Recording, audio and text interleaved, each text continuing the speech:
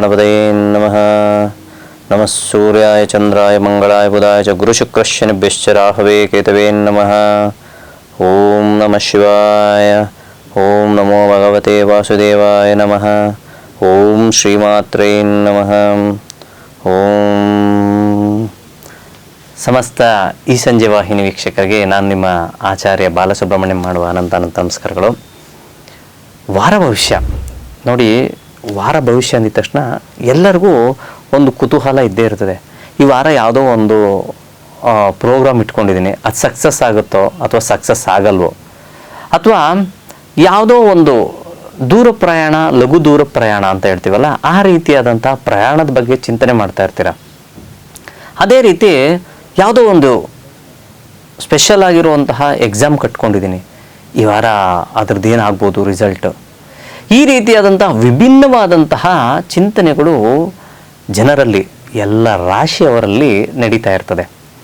ಇಂತಹ ವಿಚಾರಕ್ಕೆ ಅನುಗುಣವಾಗಿ ನಮ್ಮ ಜ್ಯೋತಿಷ್ಯ ಶಾಸ್ತ್ರದ ವಿಚಾರದಲ್ಲಿ ಸಂಪೂರ್ಣವಾಗಿ ವಾರ ಭವಿಷ್ಯ ಕಾರ್ಯಕ್ರಮದಲ್ಲಿ ನಿಮಗೆ ಏನು ಫಲ ಅಂದರೆ ಶುಭ ಫಲ ಹಾಗೂ ಅಶುಭ ಫಲ ಏನು ಸಿಗಬಹುದು ಅನ್ನೋ ಒಂದು ಪ್ರಯತ್ನ ನಾನು ಮಾಡ್ತಾ ಇದ್ದೀನಿ. ಖಂಡಿತವಾಗ್ಲೂ ಇದಕ್ಕೆ ನೀವು ನೋಡಿದ ತಕ್ಷಣ ನೀವು ಅನ್ಕೊತೀರಾ, ಹೌದು ನನ್ನದು ಈ ರಾಶಿಯಲ್ಲಿ ಯಾವ ರೀತಿಯಾದಂತಹ ದೈವರ ಪೂಜೆ ಮಾಡಿದ್ರೆ ಅನುಕೂಲ ಆಗುತ್ತೆ, ಅಥವಾ ಯಾವ ದೇವಾಲಯಕ್ಕೆ ಹೋದರೆ ನನಗೆ ಅನುಕೂಲ ಆಗುತ್ತೆ ಅನ್ನೋದು ಸಹ ನಾನು ತಿಳಿಸ್ಕೊಟ್ಟಿರ್ತೀನಿ. ಅದು ಪರಿಹಾರ ರೂಪಕವಾಗಿ ಬಂದಿರ್ತದೆ. ಸೊ ನೇರವಾಗಿ ನಾವು ವಾರ ಭವಿಷ್ಯ ಕಾರ್ಯಕ್ರಮಕ್ಕೆ ಬಂದರೆ ಅದರಲ್ಲಿ ಪ್ರಪ್ರಥಮ ಬಾರಿಗೆ ಪಂಚಾಂಗ ಶ್ರವಣ ಅಂತ ಹೇಳ್ತೀವಿ. ಪಂಚಾಂಗ ಶ್ರವಣ ಅಂದರೆ ಏನು ವಿಚಾರ ಗೊತ್ತಾ? ಯಾರು ಪಂಚಾಂಗ ಶ್ರವಣವನ್ನು ಮಾಡ್ತಾರೋ ಅವ್ರಿಗೆ ಅರ್ಧ ಪಟ್ಟು ಯೋಗಗಳು ಹೆಚ್ಚಾಗುತ್ತೆ ಅಂತ ಹೇಳ್ತೀವಿ. ಅಂದರೆ ಯಾವುದೇ ಒಂದು ಧನಯೋಗವಾಗಿರ್ಬೋದು, ಶುಭ ಯೋಗಗಳಾಗಿರ್ಬೋದು, ಅವೆಲ್ಲವೂ ಮಾಳವ್ಯ ಯೋಗ, ಇಂಥ ಯೋಗಗಳು ದುಪ್ಪಟ್ಟಾಗುತ್ತೆ ಅಂತ ಹೇಳ್ತೀವಿ. ಸೊ ಆ ಕಾರಣದಿಂದ ಮೊದಲು ನಾವೇನು ಮಾಡಬೇಕು? ಪಂಚಾಂಗ ಶ್ರವಣ ಮಾಡಬೇಕು. ಶ್ರೀ ಪರಾಭವನಾಮ ಸಂವತ್ಸರ ಉತ್ತರಾಯಣ ನಿಜ ಜ್ಯೇಷ್ಠ ಮಾಸ ಶುಕ್ಲ ಪಕ್ಷದ ಒಂದು ವಿಶೇಷವಾದಂತಹ ದಿನದಿಂದ ನಾವು ಇದನ್ನು ಪ್ರಾರಂಭ ಮಾಡ್ತಾ ಇದ್ವಿ.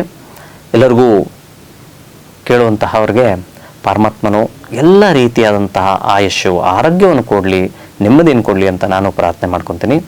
ಮೊದಲಿಗೆ ಮೇಷರಾಶಿ. ಮೇಷರಾಶಿಯಲ್ಲಿ ಜನನವಾಗಿರೋರಿಗೆ ನೋಡಿ ಏನು ಹೇಳ್ತದೆ ಶಾಸ್ತ್ರ ಅಂದರೆ, ಮೊಟ್ಟ ಮೊದಲಾಗಿ ಪಂಚಮ ಭಾವ ಪಂಚಮಂ ಪೂರ್ವ ಪುಣ್ಯಸ್ಥಾನಂ. ಮಕ್ಕಳ ವಿಚಾರದಲ್ಲಿ ಸ್ವಲ್ಪ ಅಲರ್ಟ್ ಆಗಿರಬೇಕು. ಅಂದರೆ ಎಲ್ಲ ವಿಚಾರದಲ್ಲಿ ಓಕೆ ಆಗಿರ್ತಾರೆ, ಏನೋ ಒಂದು ಕಲುಷಿತವಾದಂಥದ್ದು ಐಸ್ ಕ್ರೀಮ್ ತಿನ್ನೋವಂಥದ್ದು, ಇನ್ನೊಂದು ಮತ್ತೊಂದು ಕೋಲ್ಡ್ ಐಟಮ್ ಮಾಡಿಕೊಂಡು ಗಂಟ್ಲು ಕೆರೆತ ಆಗುವಂಥ ಸಾಧ್ಯತೆ ಇರ್ತದೆ. ಇದನ್ನು ಗಮನ ಹರಿಸ್ಬೇಕು. ವಿದ್ಯಾಭ್ಯಾಸದಲ್ಲಿ ಅಭಿವೃದ್ಧಿಯನ್ನು ಕಾಣ್ತಾರೆ ಮಕ್ಕಳು. ಇನ್ನು ವಯಸ್ಕರು, ವಯೋವೃದ್ಧರು ಇಂಥವ್ರಿಗೆಲ್ಲ ಒಳ್ಳೆಯ ದಿನಗಳನ್ನು ಖಂಡಿತ ಕಾಣ್ಬೋದು. ಹಣಕಾಸಿನ ವಿಚಾರದಲ್ಲಿ ಸುಧಾರಣೆಯನ್ನು ಕಾಣ್ತೀರಾ. ಮಾನಸಿಕ ಚಂಚಲತೆ ಸ್ವಲ್ಪ ದಿನಗಳಿರ್ತದೆ, ಅಂದರೆ 1-2 ದಿನ. ತದನಂತರ ವಾರದ ಮಧ್ಯದ ನಂತರ ಅದ್ಭುತ ಫಲಗಳನ್ನು ನೀವು ಖಂಡಿತ ಕಾಣ್ತೀರ. ಇಷ್ಟೆಲ್ಲ ಇದ್ದಾಗ ಸಾಡೆ ಸಾತಿಯ ಒಂದು ಪ್ರಭಾವವೂ ಸಹ ಉಂಟು. ಸೊ ಆ ಕಾರಣದಿಂದ ಹನುಮಂತನ ಸ್ಮರಣೆ ಪರ್ಮನೆಂಟಾಗಿ ನೀವು ಮಾಡ್ತಾ ಇರಬೇಕು. ಅದರ ಒಟ್ಟಿಗೆ ಮಾಡಬೇಕಾಗಿರುವಂಥದ್ದು ಪರಮೇಶ್ವರ, ಈಶ್ವರನ ಒಂದು ಸ್ಮರಣೆ ಮಾಡ್ತಾ ಬನ್ನಿ. ಖಂಡಿತ ಎಲ್ಲ ವಿಚಾರದಲ್ಲೂ ಯಶಸ್ಸನ್ನು ನೀವು ಕಾಣ್ತೀರ. ಪ್ರತಿನಿತ್ಯ ಓಂ ನಮಃ ಶಿವಾಯ ಅನ್ನೋ ಒಂದು ಮಂತ್ರವನ್ನು ಮೇಷರಾಶಿಯವರು ಪಠನೆ ಮಾಡಿದ್ರೆ ಸಾಕು, ಖಂಡಿತ ಶುಭ ಫಲಗಳನ್ನು ಕಾಣಬಹುದು. ಮುಂದಿನ ರಾಶಿ ವೃಷಭ ರಾಶಿ. ವೃಷಭ ರಾಶಿಯಲ್ಲಿ ಜನನವಾಗಿರೋರಿಗೆ ಸ್ವಲ್ಪ ಮಟ್ಟಿಗೆ ಮೂರನೇ ವ್ಯಕ್ತಿಗಳಿಂದ ಕಿರಿಕಿರಿ ಆಗುವಂಥ ಸಾಧ್ಯತೆ ಇರ್ತದೆ. ಅದರೊಟ್ಟಿಗೆ ತಾಯಿಯ ಆರೋಗ್ಯದಲ್ಲೂ ಸಹ ಸ್ವಲ್ಪ ವ್ಯತ್ಯಾಸವನ್ನು ಕಾಣುವಂಥದ್ದು ಇರ್ತದೆ. ಇವೆರಡನ್ನು ಬಿಟ್ಟರೆ ಖಂಡಿತವಾಗಲೂ ಹಣಕಾಸಿನ ವಿಚಾರದಲ್ಲಿರ್ಬೋದು, ಸಾಂಸಾರಿಕ ವಿಚಾರದಲ್ಲಿರ್ಬೋದು, ಓದಿನ ವಿಚಾರದಲ್ಲಿರ್ಬೋದು, ದೂರ ಪ್ರಯಾಣದ ವಿಚಾರದಲ್ಲಿರ್ಬೋದು, ಖಂಡಿತ ಶುಭ ಫಲಗಳನ್ನು ನೀವು ಕಾಣ್ತೀರ. ಈ ಚಿಕ್ಕ ಪುಟ್ಟ ಸಮಸ್ಯೆಗಳಿಗೆ ಏನು ಮಾಡಿದ್ರೆ ಒಳ್ಳೆಯದು ಅಂತಂದರೆ, ತೃತೀಯ ಭಾವದಲ್ಲಿ ಯಾವಾಗ ಶುಭ ಮತ್ತು ಅಶುಭ ಗ್ರಹಗಳಾಗಿರ್ಬೋದು, ಅಥವಾ ಶುಭ ಅಶುಭ ಗ್ರಹಗಳ ದೃಷ್ಟಿ ಬಿದ್ದಾಗ ಈ ರೀತಿ ಆದಂತಹ ಸಮಸ್ಯೆಗಳನ್ನು ಅನುಭವಿಸ್ತೀವಿ. ನೀವೇನು ಮಾಡಬೇಕು? ಸುಬ್ರಹ್ಮಣ್ಯನ ಸ್ಮರಣೆ ಮಾಡಬೇಕು. ಸುಬ್ರಹ್ಮಣ್ಯ ದೇವಾಲಯಕ್ಕೆ ಹೋಗುವಂಥದ್ದು, ಅಥವಾ ಕೂತಲ್ಲೇ ಒಂದು ಸಣ್ಣ ಮಂತ್ರ ಓಂ ಶ್ರೀ ಶರವಣ ಭವಾಯ ನಮಃ ಅನ್ನೋ ಒಂದು ಮಂತ್ರವನ್ನು ನೀವು ಪಠನೆ ಮಾಡೋದು ಸಾಕು, ಸಂಪೂರ್ಣ ಶುಭ ಫಲಗಳನ್ನು ಕಾಣ್ತೀರ ಈ ವಾರ. ಮುಂದಿನ ರಾಶಿ ಮಿಥುನ ರಾಶಿ. ನೋಡಿ, ಮಿಥುನ ರಾಶಿಯಲ್ಲಿ ಜನನವಾಗಿರುವವರಿಗೆ ಉತ್ತರೋತ್ತರ ಅಭಿವೃದ್ಧಿ. ಏನೋ ಗೊತ್ತಿಲ್ಲಪ್ಪ, ಯಾವುದೋ ಒಂದು ಸೈಟ್ ಕೈ ಹಾಕೋಣ ಅಂತ ಹೋಗಿ ಬಂದಿದ್ದೀನಿ, 2-3 ಸೈಟ್ ಕಾಣಿಸ್ಬಿಟ್ಟು ಕನ್ಫ್ಯೂಸ್ ಆಗುತ್ತೆ. ಆದರೆ ಅಭಿವೃದ್ಧಿಯ ಹಾದಿ ಖಂಡಿತ ನಿಮ್ಮ ಕಣ್ಣು ಮುಂದೆ ಇರುತ್ತೆ. ಇದು ಒಂದು ವಿಶೇಷವಾದಂತಹ ಚಿಂತನೆಗಳು. ಅದರೊಟ್ಟಿಗೆ ಕರ್ಮಭಾವದಲ್ಲಿ ಶನೇಶ್ವರರು ಸ್ಥಿತನಾದಾಗ ಕೆಲಸ ಕಾರ್ಯಗಳು, ಅಂದರೆ ಬೇಡದೇ ಇರೋ ಕೆಲಸ, ಯಾರ್ದೋ ಬೇರೆಯವ್ರ ಜೊತೆ ನೀವು ಕೆಲಸ ಮಾಡೋಕೆ ಹೋಗಿ ಅಲ್ಲಿ ಟೈಮ್ ವೇಸ್ಟ್ ಮಾಡ್ಕೊಳಕ್ಕೆ ಮಾತ್ರ ಹೋಗಬೇಡಿ ಈ ವಾರ. ಇದನ್ನು ಗಮನದಲ್ಲಿ ಇಟ್ಕೊಳ್ಳಿ. ಇನ್ನು ನೀವು ಯಾವುದೋ ಒಂದು ಸ್ಟಾರ್ಟಪ್ ಕೆಲಸ ಮಾಡಬೇಕು ಅಂದ್ಕೊಂಡಿರ್ತೀರಾ, ಅದು ರಿಯಲ್ ಎಸ್ಟೇಟ್ ಆಗಿರ್ಬೋದು, ಅಥವಾ ಯಾವುದೋ ಒಂದು ಕಂಪ್ನಿ ಆಗಿರ್ಬೋದು, ಯಾವುದೋ ಟ್ಯುಟೋರಿಯಲ್ಸ್ ಆಗಿರ್ಬೋದು, ಯಾವುದೋ ಕಂಪ್ಯೂಟರ್ ಸೆಂಟರ್ ಆಗಿರ್ಬೋದು, ಇಂಥವೆಲ್ಲ ಅಂದ್ಕೊಂಡಿರೋರಿಗೆ ಖಂಡಿತವಾಗ್ಲೂ ಅದ್ಭುತವಾದಂತಹ ವಾರವನ್ನು ನೀವು ಕಾಣಬಹುದು. ಸರಿ, ಹಂಗಂದ್ಬಿಟ್ಟು ಎಲ್ಲವೂ ಪಾಸಿಟಿವ್ ಆಗಿ ಇರ್ತದೆ ಅಂತ ಅನ್ಕೊಂಬೇಡಿ. ಸಣ್ಣ ಪುಟ್ಟ ಸಮಸ್ಯೆಗಳು ಬಂದಾಗ ಓಂ ನಮೋ ಭಗವತೆ ವಾಸುದೇವಾಯ ನಮಃ ಅನ್ನೋ ಒಂದು ಮಂತ್ರವನ್ನು ಪಠನೆ ಮಾಡಿ ಬುಧವಾರದೊತ್ತು ಆ ಲಕ್ಷ್ಮೀನಾರಾಯಣ ದೇವಸ್ಥಾನಕ್ಕೆ ಹೋಗಿ ನಮಸ್ಕಾರ ಮಾಡಿಕೊಂಡು 5 ಪ್ರದಕ್ಷಿಣೆ ಹಾಕೊಂಡ್ಬನ್ನಿ. ಖಂಡಿತ ಈ ವಾರ ಅದ್ಭುತ ಫಲಗಳನ್ನು ನೀವು ನಿರೀಕ್ಷಿಸ್ಬೋದು. ಮುಂದಿನ ರಾಶಿ ಕರ್ಕಾಟಕ ರಾಶಿ. ಕರ್ಕಾಟಕ ರಾಶಿಯಲ್ಲಿ ಜನನವಾಗಿರೋರಿಗೆ ಸ್ವಲ್ಪ ಗೊಂದಲ, ಯಾಕೋ ಗೊಂದಲ, ಗೊತ್ತಾಗ್ತಾ ಇಲ್ಲ ಏನು ಮಾಡಬೇಕು. ಕೆಲಸ ಕಾರ್ಯಗಳು ಮಾಡಬೇಕು ಅಂತ ಹೋಗ್ತೀರಾ, ಏನೋ ಮೂಡ್ ಆಫ್ ಆಗುವಂಥದ್ದು, ಅಥವಾ ನಿಮ್ಮ ಪರಿಚಯ ಇರೋರು ಅವ್ರ ಜೊತೆಲಿ ಏನೋ ಒಂದು ಕೆಲಸಕ್ಕೆ ಹೋಗಿರ್ತೀರ, ನಿಮ್ಮ ಕೆಲಸ ಹಾಳಾಗುವಂಥದ್ದು, ಅಂದರೆ ಟೈಮ್ ವೇಸ್ಟ್ ಆಗುವಂಥದ್ದು. ಅದರೊಟ್ಟಿಗೆ ಹೊಟ್ಟೆಯಲ್ಲಿ ಸಮಸ್ಯೆ ಬರುವಂಥದ್ದು, ಸುಮ್ಮನೆ ಇಂಡೈಜೆಷನ್ ಅಂತ ಹೇಳ್ತೀವಿ, ಗ್ಯಾಸ್ಟ್ರೈಟಿಸ್ ಜಾಸ್ತಿ ಆಗುವಂಥದ್ದು, ಅಥವಾ ತಲೆನೋವು ಬರುವಂಥದ್ದು, ಈ ರೀತಿಯಾದಂಥ ಸ್ವಲ್ಪ ಆರೋಗ್ಯದಲ್ಲೂ ಸಹ ವ್ಯತ್ಯಾಸ ಕಾಣುವಂಥ ಸಾಧ್ಯತೆ ಇರ್ತದೆ. ಇದನ್ನು ಹೊರತುಪಡಿಸಿದ್ರೆ ಕುಟುಂಬ ವರ್ಗದಲ್ಲಾಗಿರ್ಬೋದು, ಹಣಕಾಸಿನ ವಿಚಾರದಲ್ಲಾಗಿರ್ಬೋದು, ಸ್ವಲ್ಪ ಮಟ್ಟಿಗೆ ಸಮಾಧಾನವನ್ನು ನೀವು ಖಂಡಿತ ಕಾಣಬಹುದು. ಗುರು ರಾಶಿಯಲ್ಲೇ ಸಂಚಾರ ಮಾಡಬೇಕಾದ್ರೆ ಜನ್ಮಗುರು ಅಂತ ಹೇಳ್ತೀವಿ. ಆ ಕಾರಣದಿಂದ ನಿಮಗೆ ಏಕಾಗ್ರತೆ ಅತಿ ಮುಖ್ಯವಾಗುತ್ತೆ. ಈ ಏಕಾಗ್ರತೆಗೋಸ್ಕರ ಏನು ಮಾಡಬೇಕು, ಗುರುಗಳ ಸ್ಮರಣೆ ಮಾಡಿ, ತುಂಬ ಒಳ್ಳೆಯದಾಗುತ್ತೆ. ಗುರು ಬ್ರಹ್ಮ ಗುರು ವಿಷ್ಣು ಗುರುದೇವೋ ಮಹೇಶ್ವರ ಗುರು ಸಾಕ್ಷಾತ್ ಪರಬ್ರಹ್ಮ ತಸ್ಮೈ ಶ್ರೀ ಗುರುವೇ ನಮಃ. ಈ ರೀತಿಯಾದಂಥ ಯಾವುದಾದ್ರೂ ಗುರುಗಳ ಸ್ಮರಣೆ ಮಾಡಿ ಒಳ್ಳೆಯ ಫಲವನ್ನು ಖಂಡಿತ ನಿರೀಕ್ಷಿಸ್ಬೋದು. ಮುಂದಿನ ರಾಶಿ ಸಿಂಹರಾಶಿ. ಸಿಂಹರಾಶಿಯಲ್ಲಿ ಜನನವಾಗಿರೋರಿಗೆ ನೋಡಿ, ಜಾತಕ ಅಂದರೆ ರಾಶಿಯಲ್ಲಿ ಚಂದ್ರ ಸಂಚಾರ, ವ್ಯಯಭಾವದಲ್ಲಿ ಶುಕ್ರ ಗುರುವಿನ ಸಂಚಾರ ಅಂತ ಹೇಳ್ತಾ ಇರ್ತೀವಿ. ಯಾವಾಗ ಈ ರೀತಿ ಆಗುತ್ತೋ ಧರ್ಮ ಕಾರ್ಯಗಳಿಗೆ ಅತಿ ಹೆಚ್ಚು ಖರ್ಚಾಗುವಂಥದ್ದು. ಮನಸ್ಸು ಕೇತುವಿನೊಟ್ಟಿಗೆ ಕೂತಾಗ ಮನಸ್ಸು ಸಹ ಚಂಚಲತೆಯನ್ನು ಹೊಂದುವಂಥ ಸಾಧ್ಯತೆ ಇರ್ತದೆ. ಇನ್ನು ಹಣಕಾಸಿನ ವಿಚಾರದಲ್ಲಿ ಇರ್ಬೋದು, ಅಥವಾ ವ್ಯವಹಾರದಲ್ಲಿ ಪ್ರಮುಖವಾಗಿ ಯಾರೆಲ್ಲ ಸ್ವಂತ ವೃತ್ತಿ ಮಾಡ್ತಾ ಇರ್ತೀರೋ ಅಂಥವ್ರಿಗಂತೂ ಏನೋ ಒಂದು ರೀತಿಯಾದಂತಹ ಲವಲವಿಕೆ ವಾತಾವರಣ ಮೂಡುವಂಥದ್ದು, ಹೊಸ ಪ್ರಾಜೆಕ್ಟ್ಸ್ ಮಾಡ್ಕೊಳ್ಳೋವಂಥದ್ದು, ಅದ್ರ ಜೊತೆಗೆ ದೈವ ದರ್ಶನ ಮಾಡೋವಂಥದ್ದು. ಯಾವುದೋ ಒಂದು ದೇವಸ್ಥಾನಕ್ಕೆ ಹೋಗ್ಬೇಕು ಅಂದ್ಕೊಂಡಿದ್ದೀವಿ, ವಾರ ಹೋಗಿ ಬಂದ್ಬಿಡೋಣ, ಚಿಕ್ಕ ಪುಟ್ಟ ದೇವಸ್ಥಾನ ಆದರೂ ಪರವಾಗಿಲ್ಲ, ಲಘು ದೂರ ಪ್ರಯಾಣ ದೇವಸ್ಥಾನ ಆಗಿರ್ಬೋದ್ರ, ಖಂಡಿತವಾಗ್ಲೂ ನೀವು ಹೋಗಿ ಬಂದಿದ್ದೆ ಆದರೆ ಸಂಪೂರ್ಣ ಶುಭಫಲಗಳನ್ನು ಕಾಣ್ತೀರಾ. ನೀವು ಮಾಡಬೇಕಾಗಿರುವಂಥದ್ದು ಸಾಕ್ಷಾತ್ ವಿನಾಯಕನ ಸ್ಮರಣೆ, ಓಂ ಗಂ ಗಣಪತಿ ನಮಃ ಅನ್ನೋ ಒಂದು ಮಂತ್ರವನ್ನು ಪಠನೆ ಮಾಡಿದ್ರೆ ಈ ವಾರ ಸಂಪೂರ್ಣ ಶುಭಫಲಗಳನ್ನು ಕಾಣ್ತೀರ. ಮುಂದಿನ ರಾಶಿ ಕನ್ಯಾ ರಾಶಿ. ಕನ್ಯಾ ರಾಶಿಯಲ್ಲಿ ಜನನವಾಗಿರೋರಿಗೆ ಉತ್ತರೋತ್ತರ ಅಭಿವೃದ್ಧಿ. ಎಲ್ಲ ಕೆಲಸ ಕಾರ್ಯಗಳಲ್ಲೂ ಏನೋ ಒಂದು ರೀತಿಯಾದಂಥ ಚೇಂಜಸ್ ಕಾಣಿಸ್ತಾ ಇರ್ತದೆ. ನಿಮಗೆ ಕಣ್ಮುಂದೆ ಇರ್ತದೆ, ಆದರೆ ತಿನ್ನೋಕ್ಕಿರಲ್ಲ. ಅಂದರೆ ಏನಿರ್ತದೆ ಅಂದರೆ ನಿಮ್ಮ ಬಿಸ್ನೆಸ್ ವೈಸ್ ಇರ್ಬೋದು, ಅಥವಾ ಎಜುಕೇಷನ್ ವೈಸ್ ಇರ್ಬೋದು, ಅಥವಾ ವಿವಾಹದ ವಿಚಾರದಲ್ಲಾಗಿರ್ಬೋದು, ಅಥವಾ ಯಾವುದೇ ಒಂದು ಫಾರಿನ್ ಯೋಗ ಇರುವಂಥದ್ದು, ಇದೆಲ್ಲ ಕಣ್ಮುಂದೆ ಕಾಣಿಸ್ತಾ ಇರ್ತದೆ, ಕಾರ್ಯರೂಪಕ್ಕೆ ಬಂದಿರಲ್ಲ. ಇದೊಂದು ಮಾತ್ರ ಸ್ವಲ್ಪ ಸಮಸ್ಯೆಯನ್ನು ಅನುಭವಿಸ್ತಾ ಇರ್ತೀರಾ. ಇಂತಹ ಸಮಸ್ಯೆಗಳಿಗೆ ಖಂಡಿತವಾಗ್ಲೂ ವೈಯಕ್ತಿಕ ಜಾತಕವೂ ಸಹ ಅತಿ ಮುಖ್ಯವಾಗುತ್ತೆ. ನಿಮ್ಮ ಜನ್ಮ ಜಾತಕಗಳನ್ನ ನೋಡಿಕೊಂಡ್ರೆ ಖಂಡಿತ ಗೊತ್ತಾಗುತ್ತೆ. ಇಲ್ಲ ಅರ್ಹ ಜ್ಯೋತಿಷ್ಯರಿದ್ರೆ ಅದನ್ನ ತೆಗೆದುಕೊಂಡು ಹೋದ್ರೆ ಖಂಡಿತ ಅದ್ರ ಬಗ್ಗೆ ಏನು ಮಾಡಬೇಕು, ಏನು ಪರಿಹಾರ ಮಾಡಬೇಕು ಅನ್ನೋ ಸಾಧನೆ. ಈ ಒಂದು ಕನ್ಯಾ ರಾಶಿಯವರಿಗೆ ಈ ಓವರಾಲ್ ಈ ವಾರದ ವಿಚಾರವನ್ನು ನೋಡಿದ್ರೆ ಒಂದು 60-70% ತುಂಬ ಶುಭ ಫಲಗಳನ್ನು ಕಾಣಬಹುದು. ಆದರೆ ಈ ವಾರ ಮಾಡಬೇಕಾದಂತಹ ಪರಿಹಾರ ಏನು ಅಂದರೆ ಖಂಡಿತವಾಗಲೂ ಸಾಕ್ಷಾತ್ ಲಕ್ಷ್ಮೀನಾರಸಿಂಹ, ಲಕ್ಷ್ಮೀನಾರಾಯಣ ಇಂಥ ದೇವಾಲಯಕ್ಕೆ ಹೋಗಿ 7 ಪ್ರದಕ್ಷಿಣೆ, ಅದರಲ್ಲೂ ಪ್ರಮುಖವಾಗಿ ಮಂಗಳವಾರ ಹಾಗೂ ಬುಧವಾರ ದಿನ ಈ ಒಂದು ಪರಿಹಾರ ಮಾಡಿದ್ರೆ ತುಂಬ ಒಳ್ಳೆಯದಾಗುತ್ತೆ. ಓಂ ನಮೋ ವೆಂಕಟೇಶಾಯ ನಮಃ ಅನ್ನೋ ಒಂದು ಮಂತ್ರವನ್ನು ಪಠನೆ ಮಾಡಿದ್ರೆ ಖಂಡಿತ ಒಳ್ಳೆಯದು. ಇನ್ನು ತುಲಾರಾಶಿ. ತುಲಾರಾಶಿಯಲ್ಲಿ ಜನನವಾಗಿರೋರಿಗೆ ಕೆಲಸ ಕಾರ್ಯಗಳಲ್ಲಿ ಸ್ವಲ್ಪ ಒತ್ತಡ ಜಾಸ್ತಿ ಆಗುವಂಥದ್ದು, ಸ್ನೇಹಿತರಿಂದ ಸ್ವಲ್ಪ ಮಟ್ಟಿಗೆ ಏನೋ ಒಂದು ರೀತಿಯಂಥ ಕಿರಿಕಿರಿ ಆಗುವಂಥದ್ದು, ಸ್ನೇಹಿತರಾಗಿರ್ಬೋದು ಅಥವಾ ಸಂಬಂಧಿಕರಾಗಿರ್ಬೋದು, ಇಂತಹ ಒಂದು ಸಮಸ್ಯೆನ ಅನುಭವಿಸ್ತೀರ. ಹಣಕಾಸಿನ ವಿಚಾರದಲ್ಲಿ ಇನ್ನು ನೀವು ಚೇತರಿಕೆಯನ್ನು ಕಾಣ್ತಾ ಇಲ್ಲ. ಎಲ್ಲ ಹೇಳ್ತಾರೆ ಕಳೆದ ವರ್ಷ ಗುರುಬಲ ಇತ್ತು, ಈ ವರ್ಷ ಏನಪ್ಪ ಏನು ಕತೆ ಅಂತ ನಿಮ್ಗೆಲ್ಲರಿಗೂ ಗೊಂದಲ ಆಗಿರ್ತದೆ. ಖಂಡಿತವಾಗ್ಲೂ ಹಣಕಾಸಿನ ವಿಚಾರದಲ್ಲಿ ಇನ್ನು ನೀವು ನಿಂತ್ಕೊಂಡಿರಲ್ಲ. ಈ ಹಣಕಾಸಿನ ವಿಚಾರದಲ್ಲಿ ಸ್ವಲ್ಪ ಸಮಸ್ಯೆನ ಅನುಭವಿಸ್ತಾ ಇರ್ತೀರ. ಆರೋಗ್ಯದಲ್ಲಿ ಚೇತರಿಕೆ, ತಾಯಿಯ ಆರೋಗ್ಯದಲ್ಲಿ ಸ್ವಲ್ಪ ವ್ಯತ್ಯಾಸವನ್ನು ಕಾಣುವಂಥದ್ದು.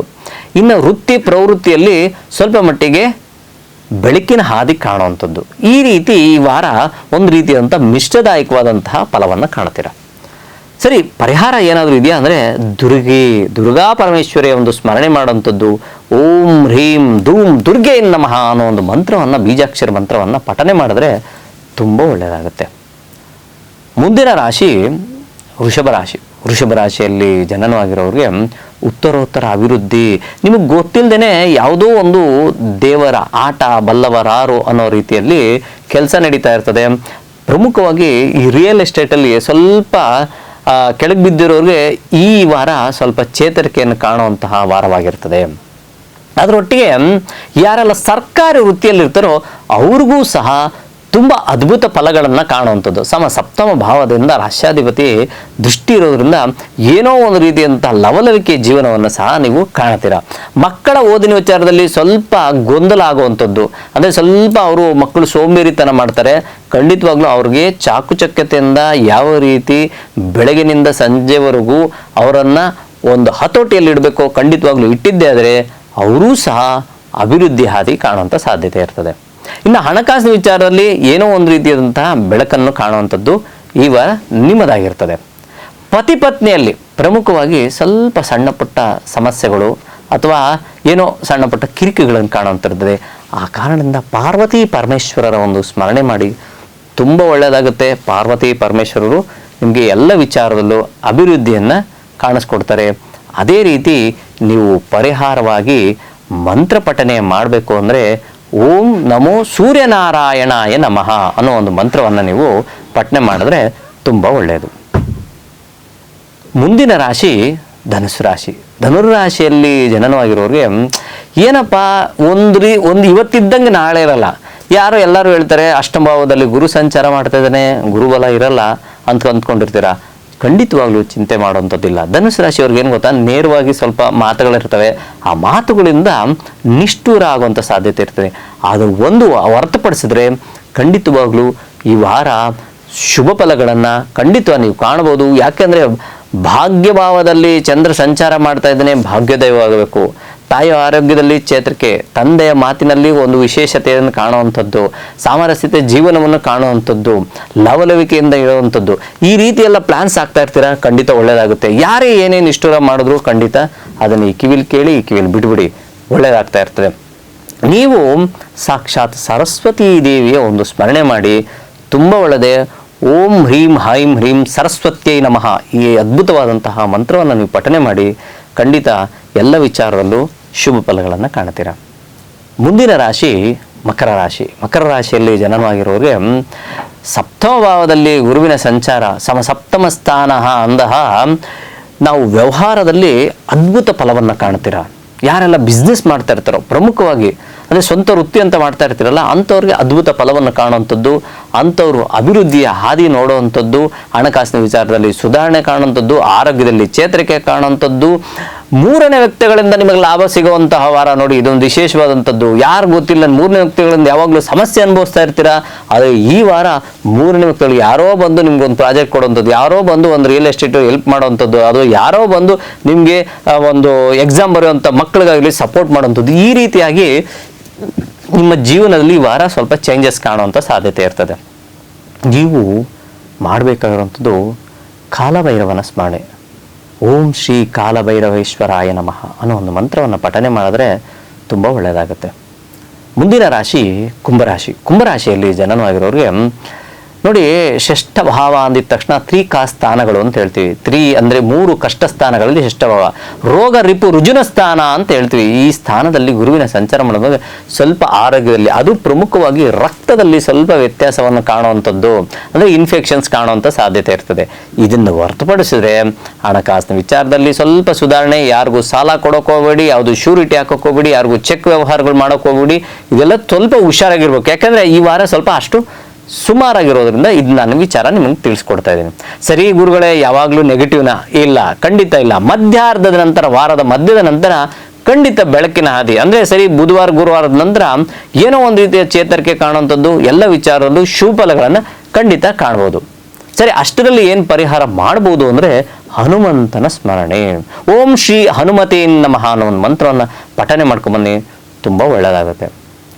ಕೊನೆಯ ರಾಶಿ ಮೀನರಾಶಿ. ಮೀನರಾಶಿಯಲ್ಲಿ ಜನ ಮೃದು ಸ್ವಭಾವದವರು, ಬಟ್ ಏನು ಗೊತ್ತಾಗಲ್ಲ. ಸ್ವಲ್ಪ ಮಟ್ಟಿಗೆ ಇವರು ಮನಸ್ಸು ಅಷ್ಟೇ ತುಂಬ ಅತಿ ಮೃದುವಾಗಿರ್ತಾರೆ.